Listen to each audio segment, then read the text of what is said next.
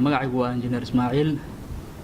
maanta oo ay taariikhdu tahay 12 bishii koobaad 2021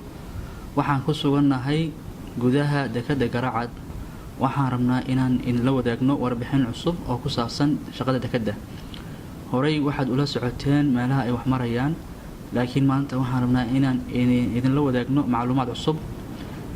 waxaan bilownay maanta dhigidii shubka antiferka ama hirjabiyaha ahaa shubkaas oo qaybtiisa hore miisaan ahaan 9 tan ah qaybta dhexana 12 tan qaybaha dambana 15 noqonaya maanta waxaan ku bilownay qaybta hore ee 9 tan ah qaybtan shub dhigida waxa ku howlan shaqaale isugu jira injineero surveyors quusayaal ama professional divers iyo crane operators khibrad fiican u leh shaqadan kareenka shubka dhigaya operatorkiisa quusayaasha biyaha dhexdooda ku jira surveyorska banaanka jooga iyo teamka control roomka jooga toos bay wada hadlayaan waxaana u rakiban system ay ku wada xiriirayaan qaabka loo dhigayo waxaa lagu hagayaa dhigidda shubka GPS mid ku rakiban kareenka ama wiishka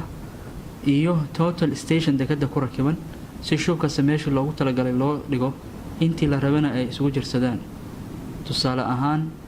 shubka waxaa qaadaya wiish markii uu badda dhex dhigo waxaa hagaya quusayaal badda ku jira kuna qalabaysan qalab casri ah qalabkaas oo u sahlaya inay si toos ah u wada hadlaan teamka qolka controlka jooga qolka controlka hagaya iyo operatorska wiishka maamulaya isla markaasna ayagoo kaalmaysanaya teamka surveyoriska ah bay shubka sameeyo loogu talagalay dhigayaan intii la rabana ay isu jirsinayaan alxamdulillah allah baa mahad leh shaqadan shub dhigida waa noo bilaabatay